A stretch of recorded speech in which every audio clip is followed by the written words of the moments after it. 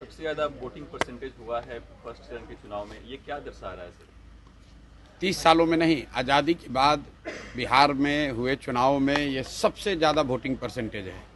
ये दो बातों को दिखाता है। पहला कि जो बात हम लोग पिछले कई महीनों से, बल्कि मैं 1-2 साल से कह रहा हूँ कि बिहार में 60% से ज़्यादा जनता बदलाव चाहती है और पिछले 25-30 साल से जो राजनीतिक विकल्प के अभाव में एक तरह से धीरे धीरे राजनीति को लेकर, चुनाव को लेकर उदासीनता बन गई थी, विकल्प नहीं था लोगों के पास।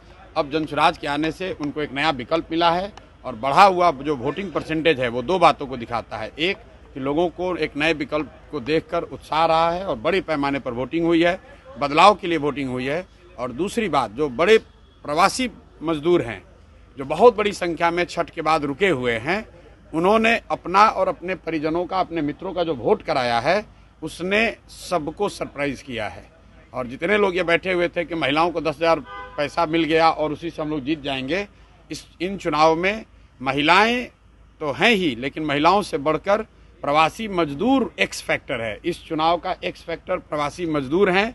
वो क्या कर रहे हैं, वो अपने दोस्तों, मित्रों, परिवार वालों से कैसे वोट करा रहे हैं, इसी से बिहार का चुनाव तय होगा। आप मुझे जितने पत्रकार लोग हैं ये बताइए कि किसी मीडिया चैनल ने, किसी पत्रकार ने, किसी राजनीतिक विशेषज्ञ ने, किसी पार्टी ने अगर ये कहा हो, किसी नेता ने कहा हो कि बिहार में इस बार अप्रत्याशित वोटिंग होने वाली है? किसी ने नहीं कहा है। और ऐसा नहीं है कि महिलाओं का वोटिंग ज्यादा हुआ है। पहली बार बिहार में युवाओं की वोटिंग सबसे ज्यादा हुई है। सबसे ज्यादा एग्रेसिव होकर युवा वोट किया है।